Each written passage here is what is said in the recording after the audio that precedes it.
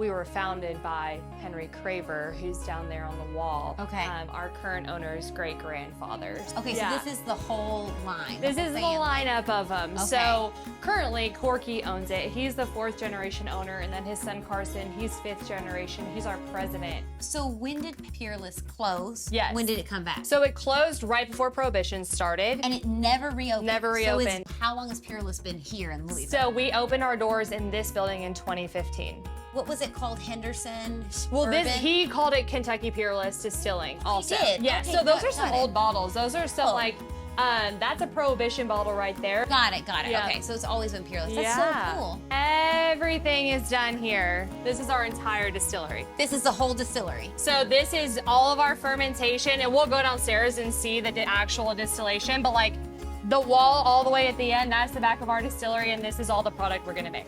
So we're like one of 3 distilleries in the state that does sweet mash. And tell me the difference between sweet mash versus sour. So sour mash, when you distill off those solids and a lot of the water, and that's called your back set.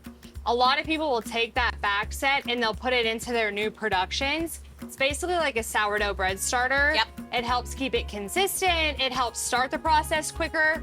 We don't do that. Okay. Sweet mash is starting from scratch. Every Fresh single grains, fresh water, and you clean it all out every single time. And why do you all do that? Flavor number 1. Okay. It is so flavorful. You get so much of the grains out of that.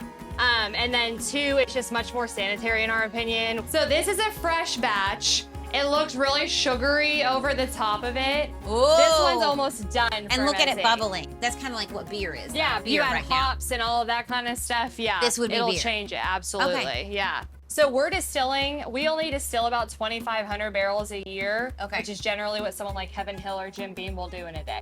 I love the way it smells. Yeah, that is definitely one thing. You can smell the difference between the mashes. Yours might smell better because it is the sweet. Because it's completely different. Every aspect of it, even though it hasn't been continuous, there's all a family story to every decision that you're Absolutely. making. And we actually take that into account when it comes to anyone that we're using for like services. Yeah. That was a huge reason that we wanted to use Vendome to begin with. It's like, it's a family company, it's local, it's Okay. been that way. The quality you see in things, all of that stuff. So Wow. this is our column still right Okay. here. So this is where all of those solids and water, a lot of it is totally distilled off of it. Basically, certain alcohols are evaporated off of that. As it goes up, Yes, and then that clear liquid comes over here, and then that's when it heads to the pot still. So Okay. it's a double distillation. Okay. So then after it's distilled out of the pot still, the second distillation, it Okay. comes over here to high wine. And Okay. that is around 130 proof. Okay. That's what you're gonna call your moonshine, your white dog, whatever. And this is the point where we're gonna add water, and it is the only point we're gonna add water to the product. And then we'll proof it down to 107 proof. it's going to go into the barrels at 107. Yep. And it's going to come out of the barrels at what? Whatever comes out. So we've seen anywhere between 104, which was crazy low, Okay. all the way up to about 123, 124 proof. The higher the proof, the more alcohol by volume. Yep, And exactly. a lot of times the spicier it kind of drinks or the hotter it kind of drinks. But because you're not chill filtering it, cold filtering? Chill filtering, Chill yeah. filtering it, the mouthfeel is going to feel kind of buttery because the fats are still in there. That and the sweet mash. The sweet mash does a lot to that. Okay, great. We're gonna have a lot of really flavorful product. People generally think it's very smooth for what it is. I can't wait to try it. So do you guys want to come over here and Yes. watch the barrel get done? But we'll dump it in this trough, and then we turn on a pump. We can pump it over into that tote. Since this is a single barrel, it's going to go into that stainless steel tote. Okay. We're putting together one of our small batches. Then we'll put it into that large tank right behind it. Got it. Okay.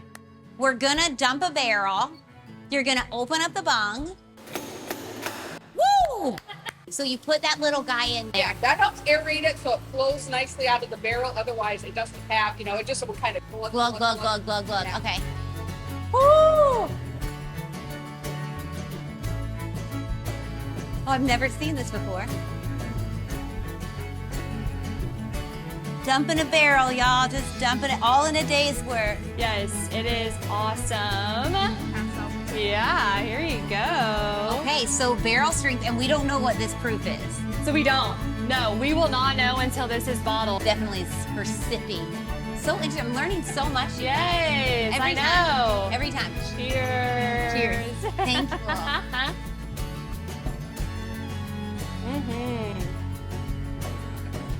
The more I drink, the more dancing I'm Yes, there's a lot of dancing. There's a lot of singing that goes on here. I know. I'm like, oh, okay. Yes.